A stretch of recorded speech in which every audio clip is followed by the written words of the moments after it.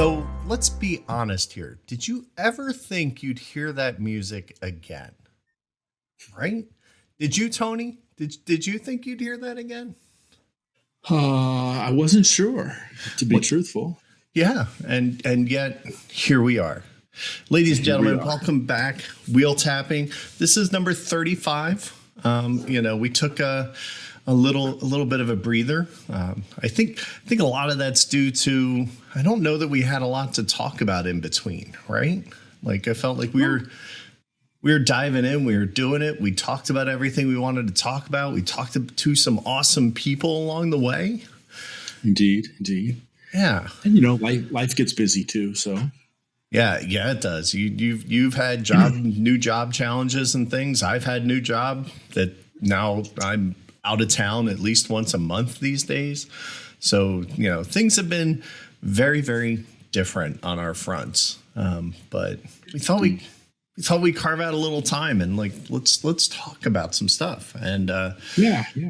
you came up with this one, Tony. I'm like, well, we had a couple games on offer to kind of get a chat about, and I think we still may work on that list. I think that can still be in our future. But why don't you tell the fair people the little story you told me before we got started here tonight? Well, sure. As you mentioned, we'd been talking about doing another episode or two, and we've been talking about certain games and everything. And honestly, I just wasn't quite feeling those particular games as something I'm really motivated to talk about. Maybe with tracks coming up in a couple of weeks, my attitude on not necessarily those games, but some different games Sure. will be renewed. But I was looking at one of the old videos one day, sitting on the back deck in our glorious spring Colorado weather, and there was a comment on one of them by somebody that said, "Why don't you guys do an episode on 2Player 18xx?" And I was like, you know what, that might motivate me. So I messaged you, and you said, "Yeah, that sounds good too. Let's do that." And here we are. Exactly. And, it's not something I think a lot of us think about. I think we think like auctions, things like that. We need a third, right? Like you think you need somebody else there to help balance things out. And sure, in a perfect world, having at least three, but even three's complicated. It's not always perfect either, for that matter, but at least there's some inherent imbalance built in. So I think two is an interesting number. Now, you were saying before that you actually have a lot of plays at two. Now, personally, I have less than a handful, and a lot of them are more, they're more just trying to feel things out than they actually were like hardcore plays or play to the end or anything like that. Sure. And how many did you end up? Because you're really good about recording your stuff. I do. I record the plays and how many players and stuff like that, but not the scores though, because I don't care. So let me preface that though. Let me say that yes, multiplayer 18xx is best, but I do believe that 2-player 18xx is better than not playing 18xx. Right? At least that's true for me. So Sure. I know not everybody will agree. That's fine. But yeah, as of this recording, I have exactly 100 plays. Wow. 2-player of various titles. And that's 12% of my plays, of my total plays, which is not insignificant, I don't think. No. And, as somebody who gets to stay in the Casa della Friar, I understand how that happens, because there are definitely afternoons when you have somebody who's available who likes to play 18xx and you just want to play something. It's a great way to spend a nice little afternoon just knocking around some cardboard. And so I totally get it. Absolutely. And I can't wait, because in about 2 weeks' time, I will be out in said Colorado and we will be prepping for tracks. How many is that? Tracks 2024. Is that 5 years now? Well, it's our fourth May tracks. Gotcha. Because which should be our sixth, but thank you, COVID. There you go. Thanks, COVID. Not. But excellent. So yeah, we'll be out there enjoying it, and I can't wait. I really enjoy it. And funny enough, this weekend I will be at D-Rail in Delaware, which is Pierre nice. LaBeouf's small 18xx. I say small; it's about 50 people or 40 to 50 people as well. It's Nice. It's a good size. So I will. I'll be down there probably Friday afternoon, evening, and some of Saturday. I'm not going to spend the whole weekend. So Yeah. but it's. No, I'm it's looking very forward nice, to it. man. That sounds Absolutely. good. So let's dive into our topic. So you definitely are going to be more educated on 2Player than me. So I'm going to ask a heck of a lot of questions, but I'll certainly contribute wherever I can, as I want to do. But without further ado, let's jump in to the yellow phase. The yellow phase. So the yellow phase this time is going to be what problems exist with the 2Player 18xx model. Like, what inherently doesn't work when we're playing with 2 players? Yeah, well, I made some notes about a few things that I feel, right? Like, sometimes just 2-player games in general can be zero sum, tug of war. There's the yellow phase I was waiting for. Yeah. Zero sum or tug of war or common phrases you'll hear about 2-player games in general. And I like things that would break that up, of course. When there's more than 2 players, there's less chances for people doing multiplayer solitaire. Mm-hmm. With the interaction between players on the map, in the stock market, the train market, etc.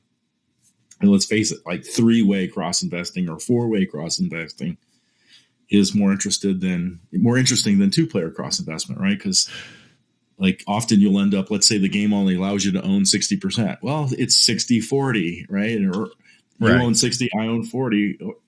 And in some games where you can own 100, I mean, who's going to stop you from getting 100 necessarily, right? Sometimes. Right. And if you're playing with Tony, who, may dump a company or two in his lifetime, owning, that other 30% never gets purchased because you're too chicken to buy it half the time. So, yeah, in some games, yeah, like especially in games where you're capped at owning 60%, right? Like owning 2 isn't safe. Exactly. If you can go to 70%, depending on the bank pool rules, maybe owning 2 is safe, right? Because sometimes in an incremental cap game, it feels a little sad to fund your opponent's companies. You're forced to do it, right? Giving you you're giving them the rope with which they will hang you, perhaps. Our friend Kelly likes to call that funding terrorism. Funding terrorism, yes. So players are more likely to invest perhaps in their own companies. Right. But of course, we should all still remember that buying your opponent's shares early is a form of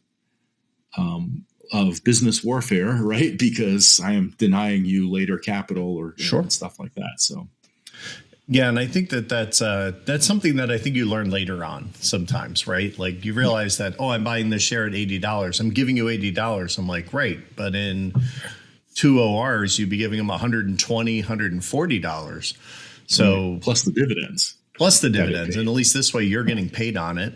So, it's generally not a lose in most regards, but then, you do run the risk of getting dumped on, but you can always sell them back to the pool and make them have to work for it too.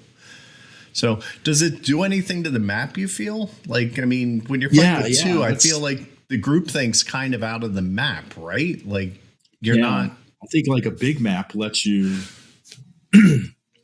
segregate yourselves, right? Like, and I'll play over here, Chris, and you play over there. If the map is too big, and because a smaller map's going to force us to collide in our track laying plans and station building plans, especially if there's like good revenue distribution, right? Like you have like a Philadelphia, New York, and a Boston, where you can kind of divide it in half vertically.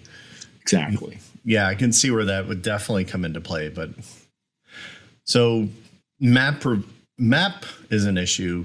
Capitalization's an issue. What else? Do you think there's anything else that kind of really stands in our way?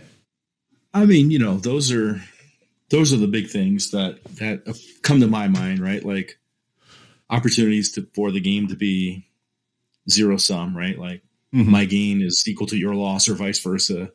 Tug of war. I'll do this to you. Okay, cool. You do this to me, Right. And then of course, 2-player cross investing is less interesting. Yeah, like you said, the capitalization can sometimes be an issue with some players, whatever.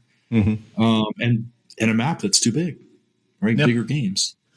Yeah. And I would say, I think it's pretty safe to say that the money scales, in 18xx games, because what they do generally happens, if you don't know this, is there is X amount of the total bank is dedicated to player money. And then that's usually just divided by the number of players. So it doesn't scale per se, but it's definitely a function of a fixed amount that will be consistent across the board. No matter whenever you play that game, X amount of money will be in the game.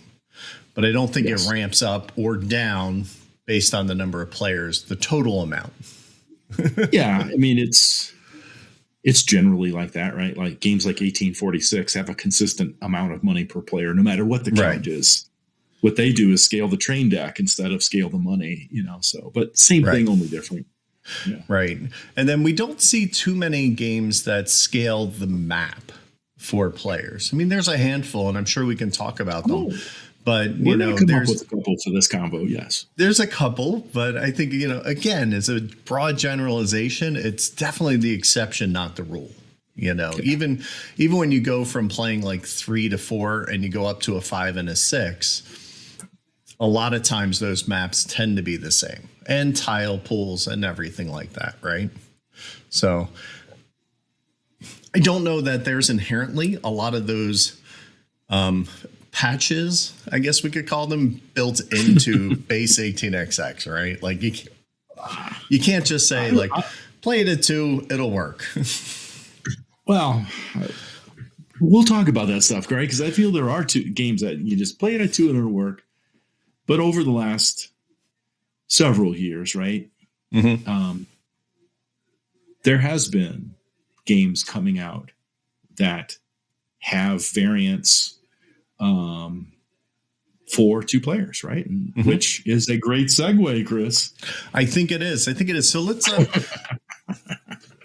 I think there might be a reason for that, and we'll get into that here too. But let me kick it over here to the green phase.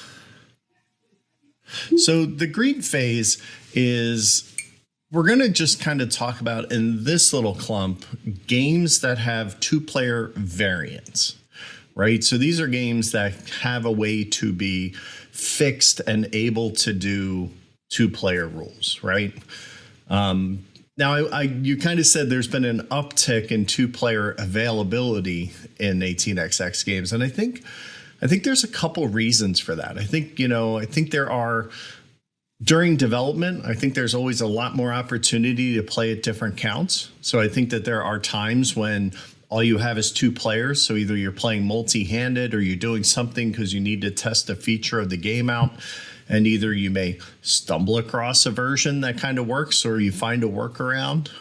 So I think that's one. And I think the ability to get more people playing is attractive, right? Like if I can get 2 people playing this game, there's a much greater chance that this game will get played more, because you're opening up that player count to a number that makes sense, for a lot of people. They might not have the time or the player group to be able to get a 3 or a 4-player game consistently, but maybe they have a best friend, maybe they have a spouse who will play it too frequently. So it gives them the opportunity to get a few more games in. So I think it's kind of natural as 18xx grows that we want to address what has previously been an underserved segment.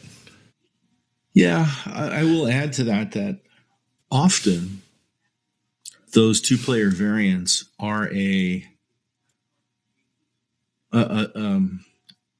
shall I say, maybe a different game sometimes, right? Because it's there's a special map for 2 players, not the regular map and things like that, right? So Right. sometimes those variants don't give quite the same experience, full experience. And guess what? More components, double-sided printed map, things like that cost more too. So there's a physical, tangible cost that we have to deal with here on the production side of things that, we may not have in other games. They just might print.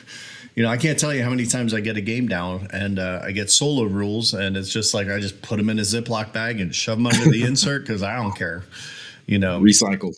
Right. And then 2-player, you have a dummy player, or you have some blockers, or you have some markers. So you need to remember that during setup, you have to do things differently than if you do for a 4 or 3-player game. So there's, Board Game World has been dealing with this too.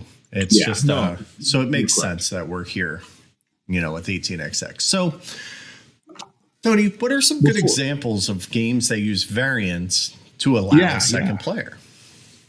And I do want to caveat our conversation from here on in the green, brown, russet and gray phases. By no means is this a definitive list, right? This is a list of my experiences, your experiences, that kind of thing, right? So take all that for what it's worth. But the first game on my list is, and these are not in any particular order or anything, but 18 Chesapeake. Okay. It has a variant for 2 players that removes shares from the game as players buy shares. And so what ends up happening is, Chris, as we both start investing in the B&O, there's not going to be 100% of that company in play, right? It's going to be down to like 80% or 70% as we buy the shares. And so like that kind of simulates a third player also buying those shares. And that's going to break that 60-40 split, So I really like that aspect of 18 Chesapeake. I'd agree. It's it really does a good job of simulating that extra person out there. But the only downside to it is that other person is a complete hoarder and will never get rid of their shares, because basically you remove those shares out of the game. So you'll never be able to get them back or anything. So there's a lot of tactical thinking that you have to do around those shares when they go and when you want to make those moves, because maybe you're going to hurt the other player by removing an opportunity to purchase them, right? So it's a cool lever. I really like it. It's definitely one of the more unique ones I came across, because you and I played this, I think, at least once. And I was both frustrated and amazed at the at the resulting shenanigans that kind of ensued in the stocks. Like, I don't really feel like it rippled anywhere else, but I think it kind of kept the stock purchasing interesting. When I think in a normal 2-player game, like we had discussed before, it could be very, very bland and boring and uneventful. Well, when shares are leaving the game because a third player is buying them, makes you buy other things, right? Yeah. We can't go 60-40 on this company, so. Exactly. And I think it's kind of like having a dummy player, but without all the overhead. If somebody's played 2-player, other games where you have dummy player does XYZ because you flipped a card and that's what that card told you to do. Yeah. It's none of that maintenance. It's just you buy a share and one goes out. It's pretty straightforward. It is simplistic, but it does work reasonably well. And the trade-off is some things we'll talk about when we get to Russet. Yeah, absolutely. So I see you have another one. You have a couple more here. A couple. I got a list here, my good friend. You do. 24. The most recent printing of 24 a few years back has 2-player map and variant rules inside of it. I've played that variant once. Okay. And it's got a couple neat things, right? Like a way to distribute the companies at the start of the game. So that's kind of going to ensure certain levels of interaction. Sure. A key part of that game. Yeah. And those companies will build track and pay little dividends, right? So you can buy some shares and stuff like that. But I've played 1824, the full game with 2, and honestly, just play the full game with 2. Hey, but a caveat again here is 1824 is, in this Colorado group, is just one of our all-time favorite games. Sure. So whether it's with 2, 3, 4, or 5, we are going to have a good time, and we're in. And if we only have 2, we're just going to play the full game. I still would screw up the train rush every time. Every time.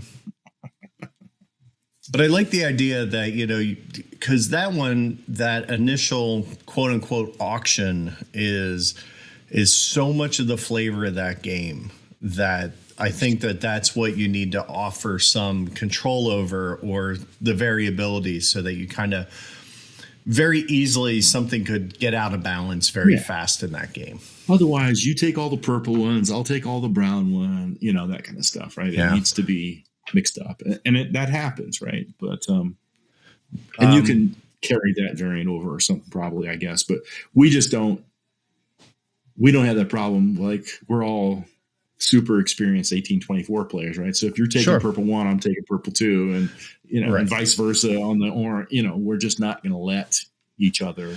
Which also kind of goes back to your tit for tat kind of argument. You do X, I do Y. You do X, I do Y. So when you have no decision to make, because the player in front of you is kind of doing it for you to a point. The best example I have of that was Kelly and I played 1861 one time, 2-player, just again, knock around the system and have some fun. We get done the initial auction, and we did, I believe we did groups in the initial auction to speed things up. And we get done, and Kelly's like, you don't have one company and going into Moscow. We're going to redo it. It's not even worth trying to play this out. This is not going to end well. So let's just start over. And it was back when I was learning how to play, period. But I vividly remember that, instantly recognizing an imbalance right off the bat, which I think you really run the risk of in a 2-player game, because it's a little, the tightrope's a little tighter, I think. So the next one you have on the list is one I've played at 2 as well, and that's 18CZ. Now, I know you kind of have some mixed feelings about CZ in general, though, don't you? Yeah, I do. CZ has variant map and variant rules, and I actually like it very much. Vaslav is the non-player character, the non-player, and Vaslav will control a small, a medium, and a large company, incrementally as the game keeps going. And you can buy shares in it, and it'll run trains, all that kind of stuff in those companies. And the players will be controlling either the track or the station building for those companies based on who took priority deal and who did not. And I think it just works really, really well. CZ is a game I'm not fond of, except in 2 players. Okay. Right? I would prefer to play CZ with 2 than with 3, 4, 5, or 6. Interesting. And don't get me wrong, it's a fine Game. It's just not everything that I'm looking for. Exactly. Yeah. The interesting, though, this is one of the first ones to kind of use a kind of an extra player mechanism that we're talking about. That's a little bit beyond just trash a share, right? Like, it's a little bit more involved than that. Interesting. Yes, it's not just trash a share. But it's not even really, Chris, the same, right? Because these guys aren't investing in you. You're investing in them, right? And so, like, whether you're controlling track or the stations, you get to use those non-player companies to forward your own track, or the play stations to thwart your opponent's routes and things like that, right? So you kind of take turns controlling that player a little bit. Yeah. So the first company, for example, if you have priority deal, you get to control, I think, the track, and I get the stations. Interesting. And the second company, it's the opposite of whatever it is, and the third company, it's back to that. So if you have priority deal, you're going to control, track stations and track later in the game for these companies. It's a cool thing. I like that. It's I'm totally blanking on what Euro game has a similar mechanism where you control a third player and you take turns controlling them, which is great because then that player is working for both of you. You're both equally annoyed by them, right? Because interesting. And, like with Vaslav, early in the game, it can be a little bit fun and silly, right? Where you bought 2 shares of Vaslav and I control laying the track. I don't think I'm laying any track. Sorry, buddy. Exactly. So there is that. So, all right. So moving on then, that brings us to the next one. The next one is 1868 Wyoming by our very own John Harris. Which should be, is that coming to market, I believe? Is there? Yeah. I mean, I don't really. We don't know details, but yeah. I'm excited for that. Yeah, no, for sure. But in 2 players, similar to Vaslav in CZ, the Union Pacific is a non-player company where players will variously control the track, the stations, the investment cubes, all the different things, right? And of course, you can invest in the Union Pacific because it's awesome. You have a special place for the UP in your heart, so yeah, a wee bit. Okay, so this one's more of a. Would you say it's like a big national that you guys get to cooperatively control? Yeah.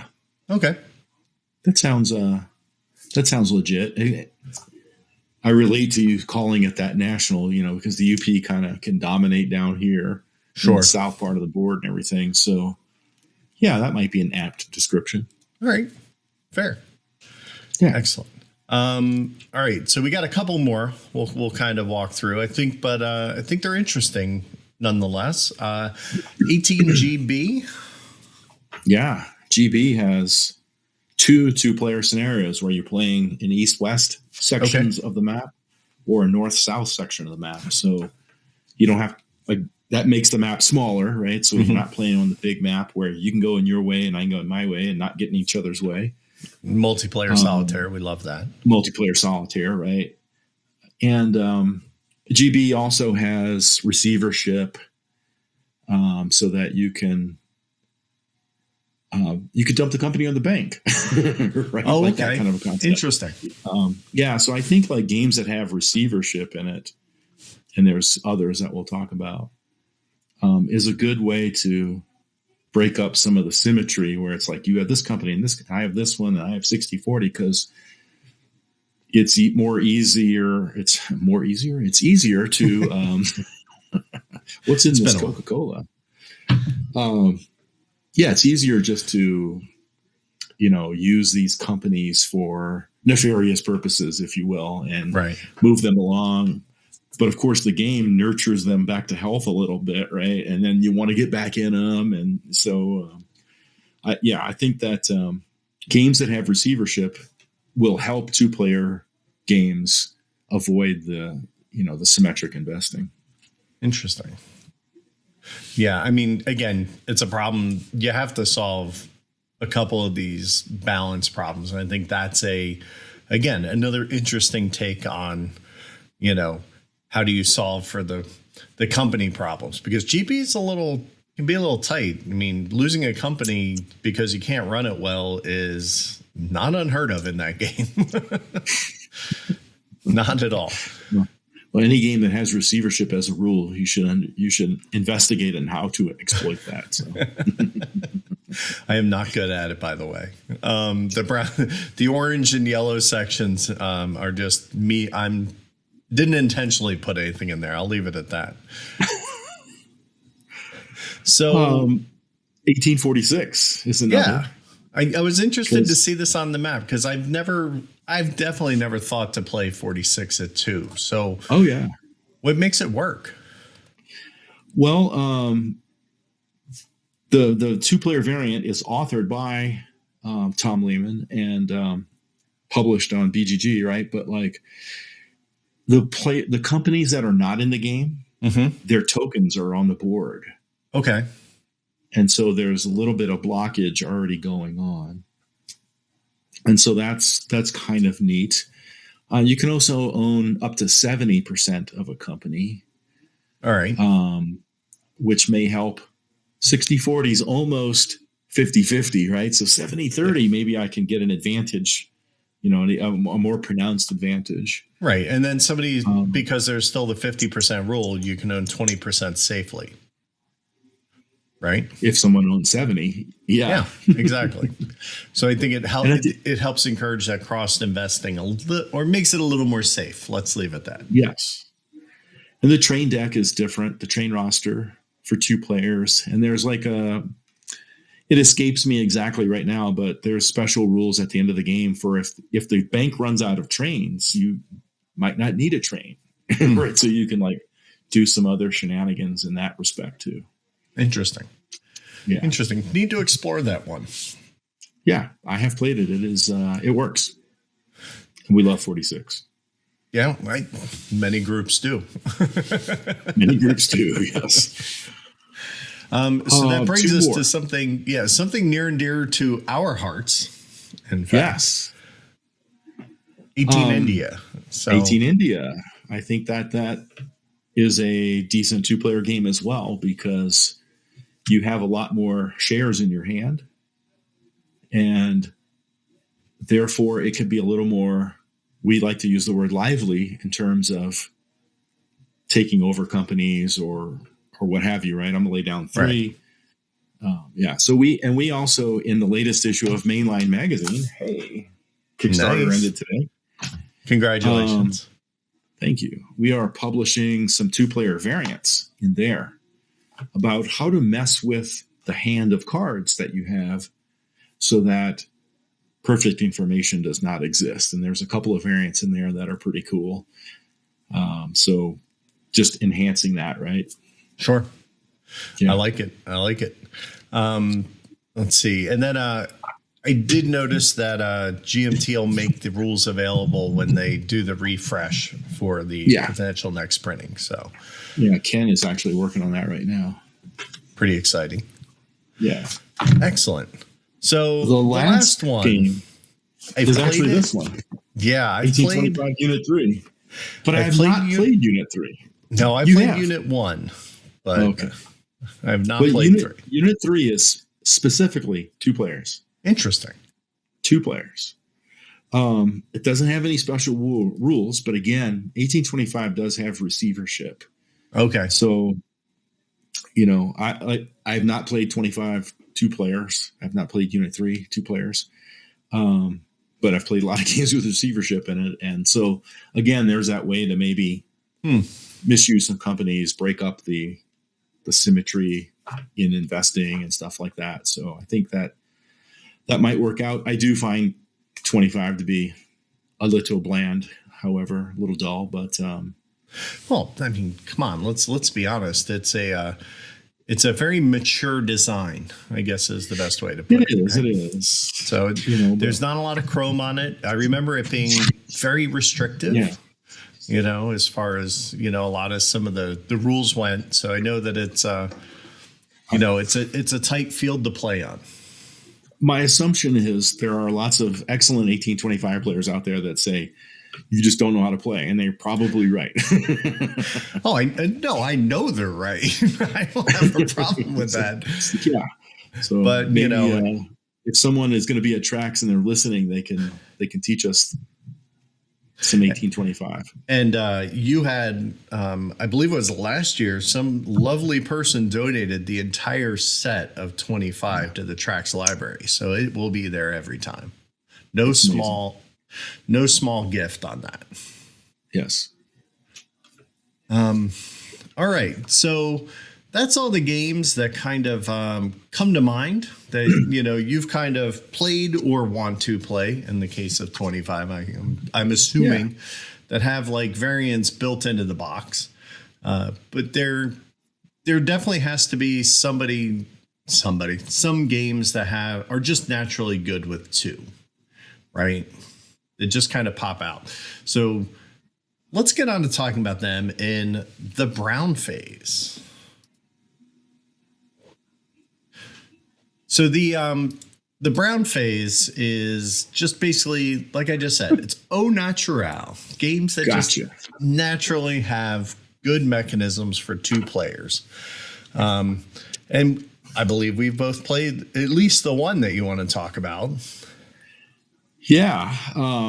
There's only one on my list. And this game, 1865 Sardinia, is the other way. When we talked about 18 Chesapeake, we said, hey, it takes shares out of the game. It's a very simplistic mechanism for doing so, which has its costs. Well, this is a similar mechanism in 1865 Sardinia that is, a bit more labor intensive to manage, but it's not difficult whatsoever.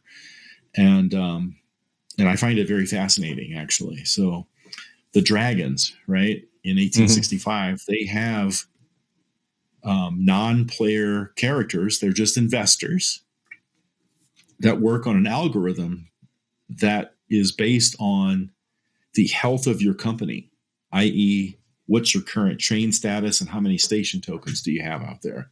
Right. And based on that health and what phase we are in the game, they're either going to buy your shares, sell shares of you that they already own, or they'll do neither and just sit, not buy and not sell. And being an incremental cap game is very interesting because you'll often need that capitalization, right? Right. So what I found when we played this, even at 3, because the same mechanism is, integral to playing, 3 players as well. And it's so fun to try and work that to your advantage, right? Like, you're trying, what the rules are though, to get that player to buy something, right? Like you know that. So you have to kind of weigh the cost and the benefit to say, is it worth getting another train to try and get some investment, or do I want to be able to buy those shares? I don't want them to buy it. So you kind of back off a little bit, so it kind of is, it's very interesting. It's a fun puzzle to figure out. And I would argue, one of my favorite newer mechanisms that I came across in the last couple of years. I think it's so unique. It is very, and it's just a lot of fun. If you get the chance, I definitely recommend giving it a try for sure. And there's one dragon for every player. They sit in between, right? So in a 2-player game, there's 2 dragons. Yeah. Right. So there's action happening. Yeah, constantly. And unlike Chesapeake, the shares are not out of the game. They're in the dragon pool, if you will, right? Right. And you can actually buy the shares from the dragons at a premium. Yes. We're getting down late in the game, and there's no more shares of Herb's Great Company. So, but the dragons own 2. If I want one, I'm going to have to pay a premium for it. So I suddenly want to plant seeds by spitting them into the ground all of a sudden. Long story. Ask me sometime. Okay. In 2 weeks when I see you. There you go. Excellent. So nothing else really comes to mind, like, a game whose mechanics and mechanism are just feel really geared towards 2, because I can't really think of anything else that kind of you don't have to make an accommodation for, right? Like, right. It's just natural. Yeah. And I totally agree. I think this one, I'd love to hear other people's opinions here if they feel there's another game that does something like this, but I feel this one really stands apart in how it handles, those low player counts in such a unique way, for sure. But Tony, that doesn't mean just because my game doesn't have a 2-player mode doesn't mean I can't just play 2 players, right? Like right, without having to jump through hoops, without having to set up, Herb playing over there as a mystery third player or, a UP to gobble up my shares. None of that stuff. If I just want to play a game out of the box, we're going to have to kick it to the gray phase for that one. All right. So the gray phase is, kind of have this titled The Feels. It's not The Feels. That's weird. All right. Well, hey, it's been a while, folks. I had to relearn a lot about how my production works. What's the feels for games that you could just play? Exactly. So games that can just be enjoyed. Now you kind of have the first 3 here, just kind of lumped together. Yes, but before you do the first 3, the 4th one on my list, I should have mentioned in the green phase because that's 18OE.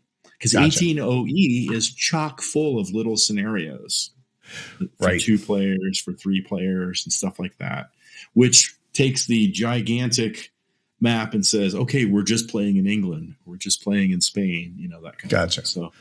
So there is an accommodation for it. Yes. My apologies, everyone. Should have been in the green phase.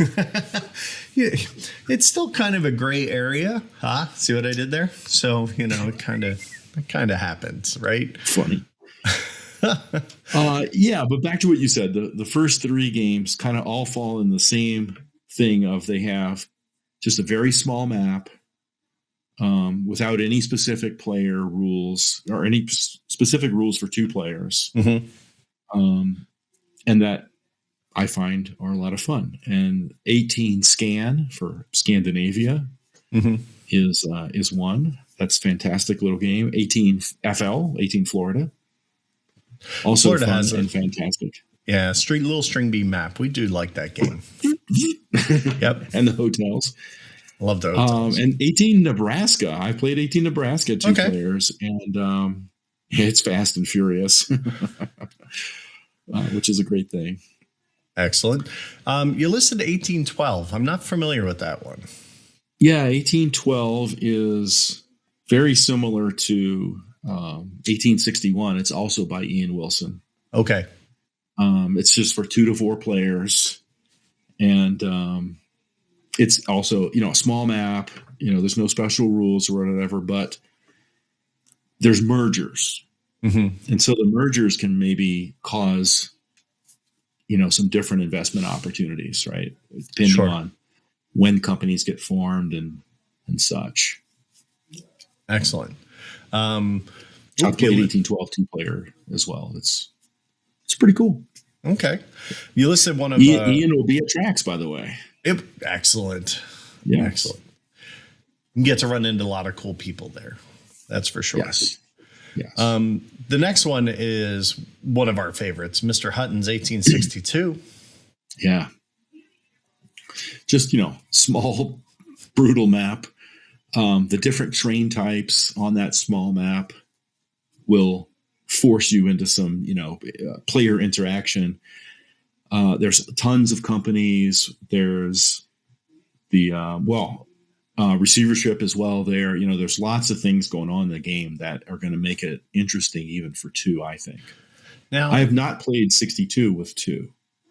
Now, do you think that having like these 2-player games that have a receivership lever and lots of companies, as 62 does, do you think that causes you to kind of like lump your companies into like, these are going to be my good ones, these are going to be my middling ones that could turn out great, and then these are they're just going to be a means to an end. We're just going to get money out of them and then dump them out? Should not you be thinking that way regardless of player count? No, because I like to run good companies, Tony. And, I see. I also like to run good companies, but in some games Yeah. Running bad companies is also good. I have emotional attachments to things I spend a lot of time building, unfortunately. Excellent. The next game is also Mike Hutton 1860. A lot of similarities in terms of small map and receivership and stuff like that going on. Makes a lot of sense. I'm going to take the next four kind of, we can kind of talk about them all at the same time because we're using the 22 system, which, you know, seems like it would make a lot of sense given that, you know, how the market's built and how the bidding system works. I think kind of, it's one of the few bidding systems I think that can actually work with two pretty well because you kind of have to commit on a thing and, you know, but if nobody wants it, nobody wants it, which nobody wants it. If one player's got cash and the other guy is broke, right? You know, it's not perfect, but it is very good, as you say. But yeah, I've played 1822 CA, 2-player to learn it. Me and Carter did that, and we just played the full game, even though it's got scenario in there. That's an awfully big map for. Does have a scenario. It's an awfully big map, yeah. But you can play with half the map, and that's what the scenario does. Scenario, yeah. Okay. MRS, right? 1822 MRS, played that numerous times, 2-player. It's fantastic. MX, 1822 MX in Mexico, played that 2 players. In fact, Mike and I even developed a custom map for 2 players or 3. Right. Just shrink it in just a wee tad. I believe you and I played that last time I was out. That was that was a fun little journey. And PNW, I have not played PNW 2 players, but it's a nice small map and there's a different merger mechanic in there and the auction, you know. So and I think the way that would be good. I think the way things come out in that game, because instead of being like multiple piles coming out, it's kind of just one stream of items for auction. It definitely might make the auction system a little bit better for 2 than I think your inherent 22 system does. Interesting. All right. And then you have 36 Junior. We named the dog Indiana. I'm a big fan of 1836 Junior. It's a nice small map, very small map. Personally, I don't think it's a great map, but I do think 36 Junior is a very good little system. Mm-hmm. A system that deserves a better map.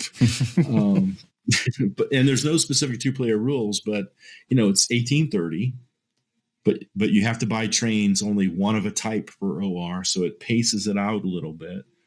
And the small map, it's a very good game. I've played it 2-player several times. Interesting. So that could be another option. Now, like Tony said at the top here, this is by far not a definitive list. And, you know, somebody who has about 100 plays in, I dare say knows what they're talking about with the games that, you know, we've proffered here. I think you at least have a better understanding of what's available and what things are, you know, like. And, you know, I think the important thing here is, you know, a lot of these games, you wouldn't know if they're good at 2 if you didn't get out there and play it. Right. And say, let's just play it at 2 and let's see what happens. Right. I'm definitely interested in what people that may be listening have played 2-player and what they thought about it. So looking forward to reading some comments. Absolutely. You know what, Tony? Uh-oh. To kind of celebrate us coming back here a little bit. Don't get your hopes up, people. Don't get your hopes up. If we release more, we'll do it. We're definitely in a something has to move us to want to talk about it kind of mode right now. I still have a copy of 18 India sitting here, new in shrink, that I will put up to one random person who gives us a comment on any 18xx, either 2-player that they have played, they think might do a good job at 2 or want to play at 2 or want to go hunt down. I wouldn't recommend maybe going out and getting unit 3 right off the bat just to try it at 2 because that's good luck finding it. Good luck finding it. Right. If you find it, can you also pick me up? $200. I'll take my glory to your own black box while we're at it. Yeah, so it's I will say in a couple weeks time when you and I are at tracks, we'll look back at the comments. We'll randomly select somebody. Okay. I'll cover shipping in the U.S. If you're outside the U.S., what's that? Tracks will cover the shipping. Tracks will cover. Even better. So there we go. And if you're international, we'll see if we can work something out for you. Yeah, that'd be a different story. You know what? Maybe we'll get the designers to sign it on the inside cover for you. How's that? Then we have to take it out of the shrink. Ooh, quandary. Dealer's choice. Funny. So we'll do that. So go ahead. Let us know in the comments. If you're a podcast listener and you don't pay attention to the YouTubes, that's completely fine. Feel free to send me an email at, let me see. I just want to make sure I get it right because I believe it is wheeltapping@gmail.com. Feel free to shoot me a line and let me know what your thoughts are on 2Player 18xx because we're curious. We kind of want to. This is as much a question for you as it is us trying to encourage you to, get somebody playing 18xx with you and have some fun. Absolutely. Right on. Cool. Well, it's a pleasure yakking with you again here, sir. I know. It's definitely been too long. Like it's I'm not one to ever say we were done anyway, but I'm like, yeah. Who knows? Maybe we'll find some time. We'll talk about some stuff. There's a couple that we want to talk about, and a couple I might have to make Tony talk about. But we'll see. Yes. There's some games I want to play at tracks, right? Like 18SJ.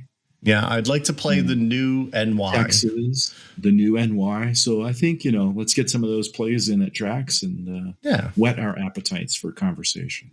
Yeah, I think it's true. And I think that there's also kind of a unwritten golden rule for us. And, two parts to the same question. Number one, if you play something you don't like, we don't want to play it multiple times.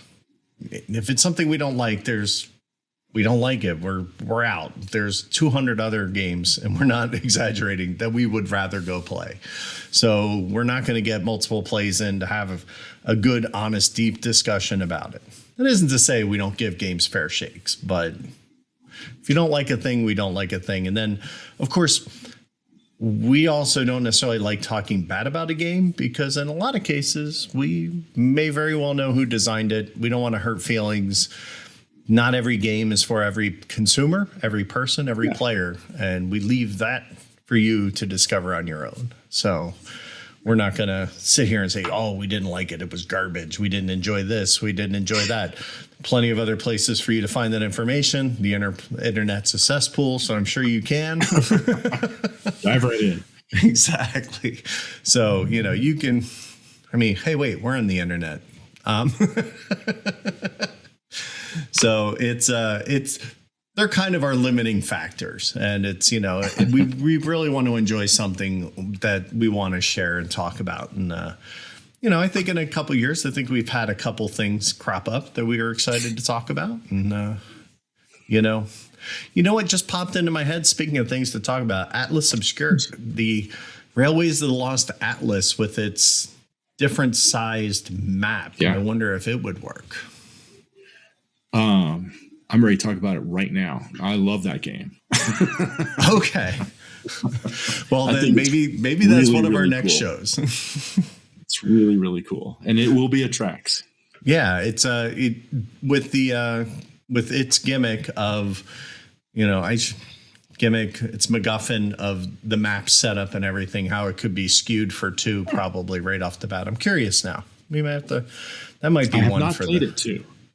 Yeah. So interesting. Yeah. All right. Cool. Well, everyone, we hope you've enjoyed listening.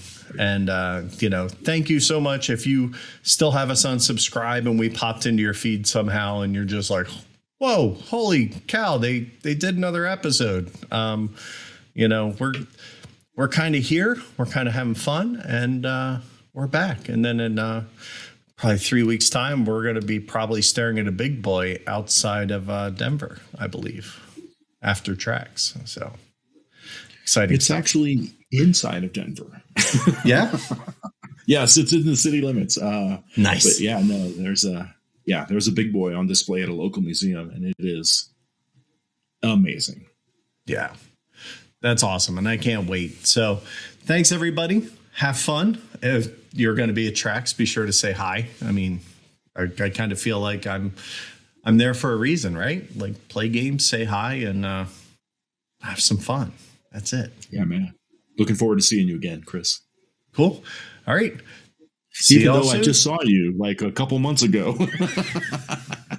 I see you like 2 or 3 times a year, but I'm always excited to do so. Can I tell you how much I love my life, that this is the new norm now, is that I can just burn some miles and visit to the point where work now calls it my Denver office, and they know I'm there when they see all the Avalanche paraphernalia behind me. It's amazing. It's amazing. It's beautiful. I'm very blessed on multiple fronts. So on that note, we're going to leave you with that high because it's awesome. Thank you. Love you all. Talk to you soon. Thanks for listening to this week's episode. This Week in Each Week is brought to you by Game Toppers. Upgrade your gaming experience at GameToppersLLC.com.